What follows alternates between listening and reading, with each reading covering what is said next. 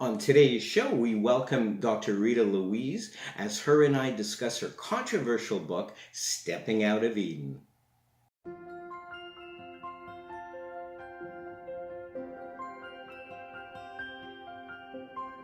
Join me now, Reverend Dr. Michael Likey, on a journey towards oneness with our higher self and a life of being all that we can be.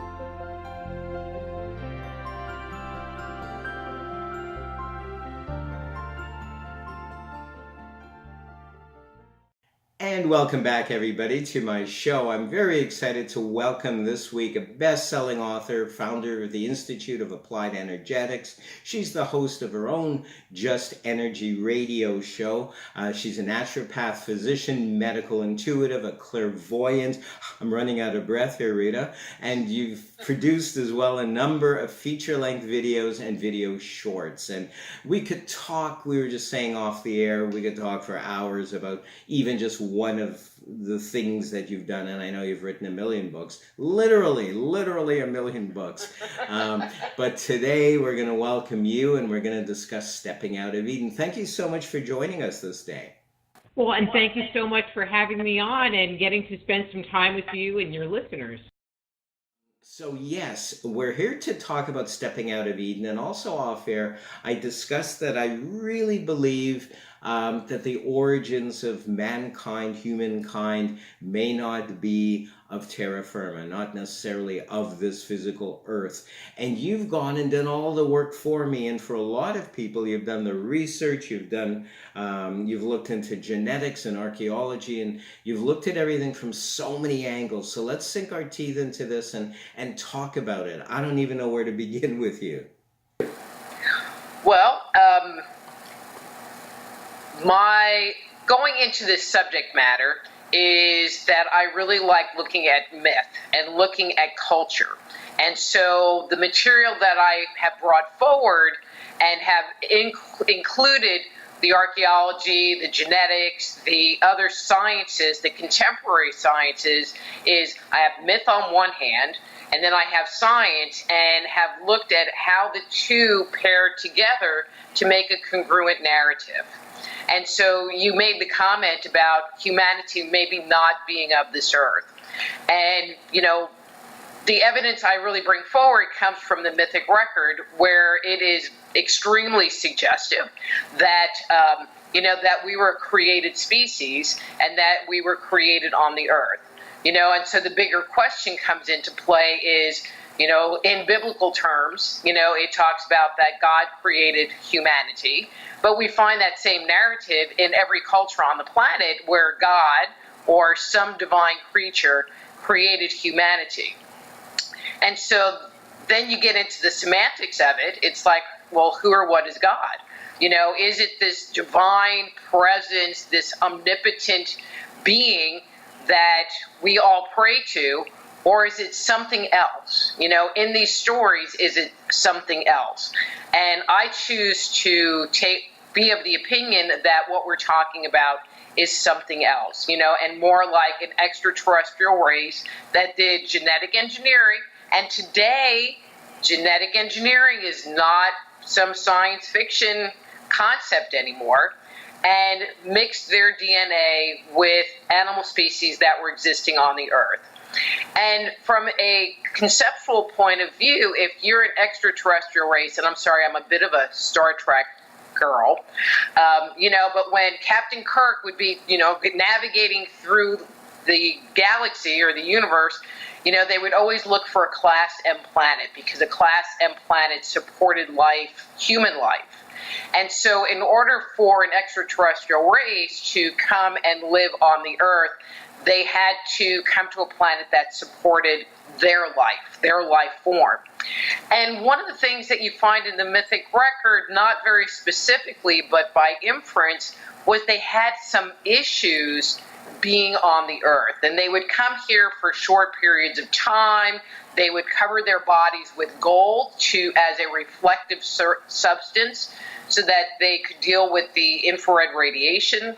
They lived in underground bases, and so they didn't spend a lot of time on the surface. And so it made sense that they mix their DNA with something that was indigenous to the planet, because then it could live on the planet's surface. Yes, very, very good. And just deviating slightly about archaeology, the more, and pun intended, the more we dig into archaeology and more research is found and we're finding more correlation between these so-called myths and stories and physical reality, and that's what excites me a great deal. I'm a Star Trek guy as well. William Shatner was from Montreal originally, which is where I'm from, and I knew some of his family as well. But that being said, something always spoke to me about mythology, about science fiction, and that people, they seem to come awfully close to truth when they're writing what supposedly is science fiction, when they're writing things that are supposedly myths, pure myths. And I wonder, is this really being channeled? What is going on here? Because many years later, decades later, after certain books were written, science fiction books and TV shows and whatnot, we find that a lot of that has become a reality. Now, I'm going to pose this question more to our listeners out there than to you, because, well, hopefully you'll pipe in anyway. Are these predictions of the future, or are they reflecting the past? Because there's something intuitively that strikes me that says when we look out towards, the future, or these bald-headed creatures, we're actually looking at the past. Because, as many people know, when we're looking out towards the stars, they're not really there. They've moved on already. So we're, in reality, literally and figuratively, looking at the past. So really, and we can get into a million things here, of course, I've done it again, Dr. Rita. Which came first, the science fiction writer and their stories, the myth tailor, or teller rather, I should say. Myth tailor sounds like an actor or an actress on TV, an old one. Or what is the score? What is the story? And then when we turn to science, as you have, and DNA and archaeology and things that really excite me, they tend to bridge that gap already. And I want to excite people a little bit more about your findings. I want to excite people with realities that you have found, which previously perhaps were myth or perhaps were science fiction. Do you care to share that with us? Sure. So there's so many different directions I can go in. So one of my soapbox items is the concept that the myths that we find on the planet is one consistent global narrative. And so if you, and I hate throwing out the Bible all the time, but people know those stories. If you take Genesis 1 through the Noah flood story, that narrative is consistently portrayed in every culture around the world, with one difference. In the other cultures, there are multiple gods. There are pantheons of gods. And in the biblical tradition, there's one God. And so you can't have Kronos battling Uranus or battling Zeus, because there's only one God. And so all of those stories had to be deleted in order to fit into the biblical text. And I have to tell you, that was shocking to me, because I was looking at myths around the world and comparing them together and correlating them in timelines. And then I looked at the biblical text, and it fit perfectly into the exact same narrative base. So with that said, there is the concept of myths just being stories, and I do not believe that the stories that come to us from history are science fiction. I firmly believe that they came from somewhere, that they were retellings of things that people experienced, one of two things that people experienced, or they were stories that the gods shared with us as if we were little children, and then we passed them on generation to generation. For example, we often write about things that we know, and we might tweak it a little bit and kind of put a little more advancement on it. But these were people that maybe the highest piece of technology they had was a bow and an arrow. Yes. Okay, and they're talking about chariots flying through the sky and these weapons that are laser beams and smiting their enemies and taking off the tops of the mountains. Where did that come from?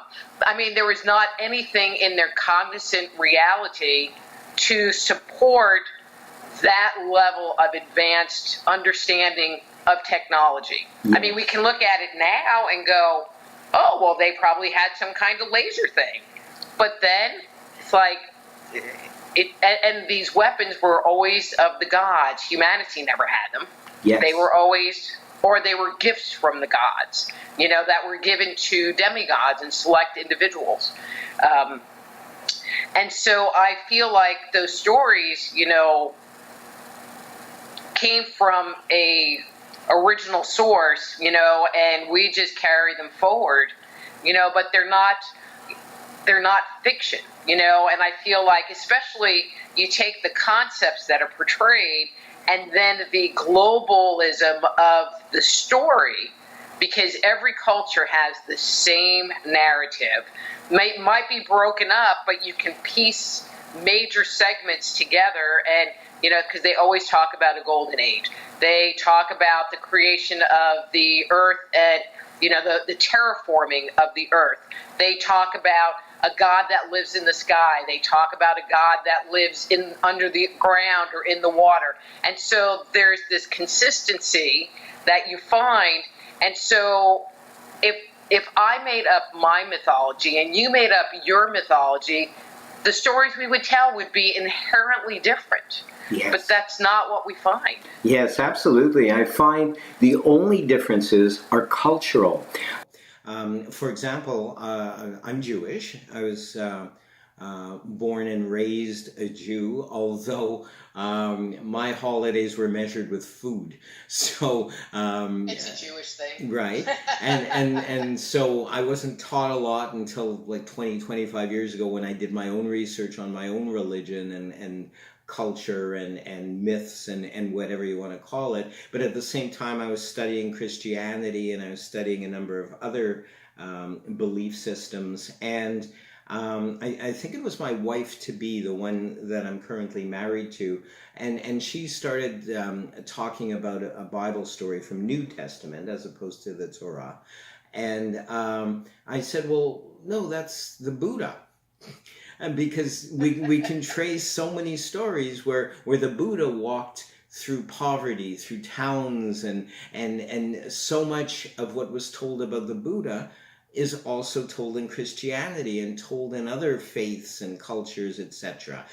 Mainly probably because there are just so many stories and so many tales and so many things to know. And the differences in the cultures are what kind of gave the salt and pepper to it. And not to mention languages as well, because as a Jewish person who studied probably not enough, the languages that those books, those texts were written in were translated so many times, and yet when you go beyond that, you still begin to see those same truths, I'm going to call them truths, that you have found, such as objects in the sky, such as chariots, if you will, such as, and this is a common one that many people are familiar with, if you look at hieroglyphics, for example, or even before then, caveman days, stuff on caves, the illustrations are very interesting. They tell similar tales of heroes falling and then rising up, but more than that, especially in Egyptian hieroglyphics and illustrations, you do see things flying in the air. And what in tarnation, I'm going to say, what is this? It's not a bird. Hello, what is this all about? And this excites me, and I hope it excites a lot of other people without inciting, because you can get excited, but you can also get aroused a little bit, especially if your belief system is any kind of traditional religion. Then it's like, oh my God, this is bad, or oh my God, they don't know what they're talking about. but science speaks for itself, doesn't it? I'm going to put a little piece of candy in your brain. So there is an author, I love archive.org because they have collections of books that were written prior to 1930. And those authors just stated material, like, oh, well, and then we were doing this stuff and we found like these bones of giants, which today, edit. Yes. And so there is this one author, and I don't remember the name of the book, and he was talking about myth. And one of the things he said that stuck in my mind was, you have the story of an individual, but you don't necessarily have the whole story. So you go and you pick and choose from other narratives, and you flush out the character. Yes. So they suggest that with like King Arthur, that there was a King Arthur, and he did do a certain number of tasks, but to make him be a more robust figure and a more impressive figure, they go and add to the story. I mean, even in Christianity, we find, or in Christianity, there's the story of Jesus, and, he had a virgin birth, and he rose from the dead, and, all of this stuff. And you can go around the world and find, I think there's 21 bullet points, that match that narrative that you find with other religious leaders around the world. Absolutely. Absolutely. And that's what makes it so exciting is I like to do these bullet points. I like to see, and I also like to wonder why. Who comes to mind is somebody named Greg Braden. You may or may not be familiar with. I believe he started off as an archaeologist and then deviated and grew into many other things. And he really speaks to me when I look at his works, his earlier works especially. He was coming from the scientific perspective. He was coming from this perspective of what is the true roots of belief systems. And most recently, that is within the last 10 years or so. And I don't know if we should get into this or not, especially our listeners may or may not. Hopefully it'll whet their appetite, so maybe I will go there. The books, the Christian texts, what happened to them? 25 of them, and they're the Gnostic Gospels, quote unquote. But lately he's been speaking of more volumes having been deleted or having been edited out, really because that would make people complete in themselves without having to rely on some religious leader or someone who elected themselves the leader of something for whatever reason. And being of a metaphysical background and a New Thought background, for me, meditation empowers the person because I believe we have everything within. And all our DNA, everything that we might look at, all our answers are on an unconscious or subconscious level, also coming from a clinical hypnotherapy background as well. So all one has to really do is stop, get themselves quiet, look into themselves, and I'm so sure a lot of these truths will come to them without somebody imposing their own belief systems or without somebody coming and saying, well, if you don't believe this, our people or my people, I don't know what your background is, we invented hell. And Christians will probably get very upset about that, but we called it the pit of fire. We'd throw bad people or thieves or whatever into this thing, which eventually became hell, which eventually was used for guilt and fear and control and all that sort of thing. But I bet you if we trace back a little bit, or more than a little bit back, to maybe non-terrestrial origins, and maybe you've even done that research. I'd like to find out. Oh, let's find out. I'd love to hear your take on this. So, cultures around the world all talk about an underworld. So the Greeks have Tartarus. The Mayan have Zilbaba. Everybody's got one. But what's interesting, you're going to love this one. Okay, so no nasty cards or letters. Okay, so I'm going to use Greek culture as the story because people will know the characters involved. And so at one point in time in the mythic record, and we find this narrative pretty consistent, and so I'm just using Greek names for the story, but there is the battle between Zeus, the white-haired, white-beard, white flowing robe god that lives in the sky, who is battling against Kronos, who is a fertility god, who many times is depicted as being a half-man, half-serpent, who lives in the underworld or beneath the waters. And so, but there's the battle for taking over planet Earth. And because Kronos had been the ruler of Earth, but he was usurped by Kronos, the sky god. Yes. And so, and after this battle, Kronos is sent to the depths of Tartarus to live there for forever. And so that narrative is very consistent across cultures, and I think that base story has been changed into God is in heaven, the devil, the serpent guy, is down there. Yes. And that, you know, and it used to be that hell was the place where the soul went to rest. Only the gods went to heaven, or people that were chosen by the gods to go to heaven went to heaven. Then it turned into the rulers got to go to heaven. Then it turned into the special people got to go to heaven, you know, but everybody else went to the place where the souls rest, which was in the underworld. You know, and so it's that dogma, we're going to change the story to meet what we needed to say, you know, but I think these stories are ancient. You know, they didn't start with Judaism. They didn't start with the Sumerians. You know, I think that they come from much deeper in our history. Absolutely. So exciting. We're going to pause for a couple of minutes to go inward to do a mystical meditation and do a quick promo as well. So everybody stay right where you are. Dr. Rita Louise and I will be right back. Right here and right now, in the presence of the presence, we feel the peace, the love, the joy, the creativity that we are. In our awareness of being an individualized expression of the all we proclaim, we affirm and we declare our purity, our perfection is. We are already living a life of God, Almighty God, all prospering God, all joyous. Right here and right now, any former blocks, hindrances, and obstacles to perfection and expressing of perfection are gone, melted away into God's already perfect light.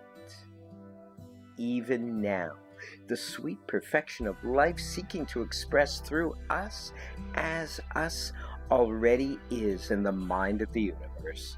Oh, we feel good about this word, knowing that it is the law of life, the law of the universe, and in gratitude and appreciation we release this word, knowing that it shall, can, will return to us multiplied, never void, for it is law, the law of life. We give thanks that we are already living the law of all that we can be. We let it be so now and unto forevermore. And so it is. And so it is. Amen. Amen. Amen.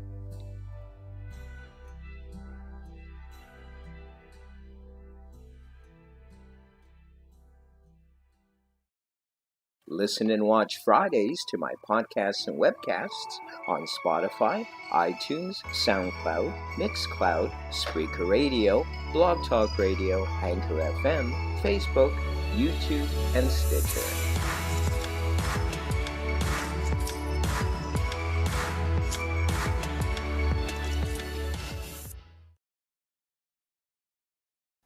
And we're back. And we were having an incredible discussion with Dr. Rita Louise, author of Stepping Out of Eden and many, many other books. What came to mind while we were chatting before this break was original sin. And in New Thought Metaphysics, that essentially is karma. And for those of you out there who don't really know what karma is, it's not repercussions for negative actions. It's essentially whatever you put out energetically, mindlessly comes back energetically. It's not, there's no conscious, intelligent thought of punishment or anything like that. We're born into a poop load, did I just say poop load on the air, of karma, which hopefully we take care of using meditation and scientific prayer, etc. But I'd also like your feedback on this, your take on where sin or original sin came from. Was it a tool to control people? Was it a tool to have people be scared? Where is this coming from? Interesting question.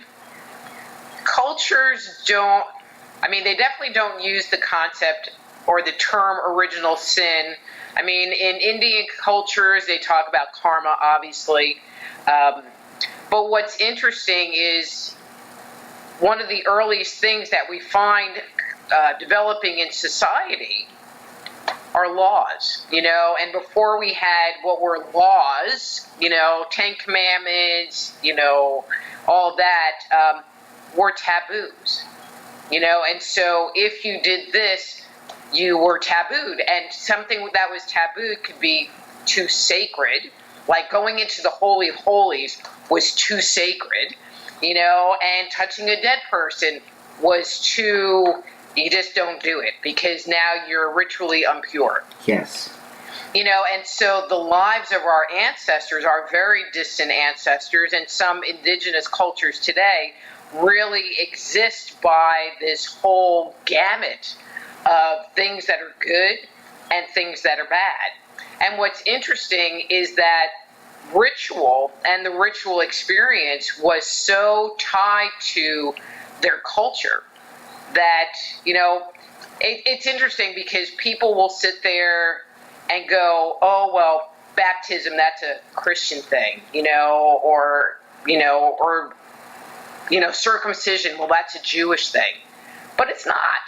Everybody does it.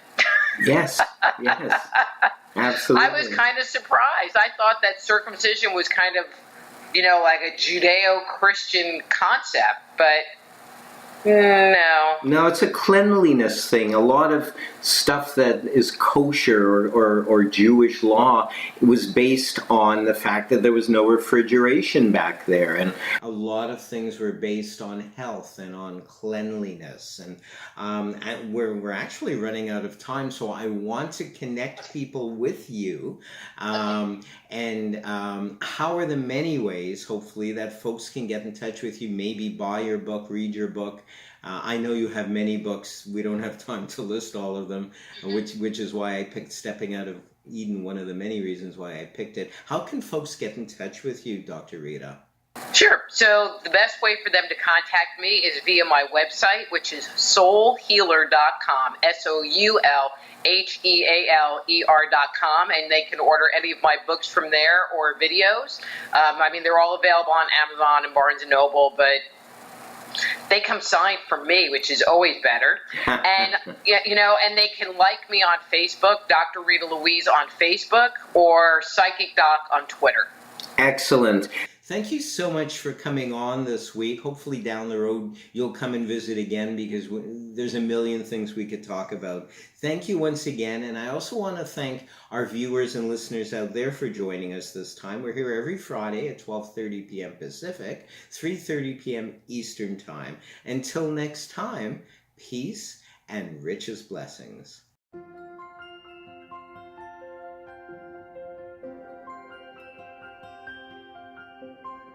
Join me now, Reverend Dr. Michael Likey, on a journey towards oneness with our higher self and a life of being all that we can be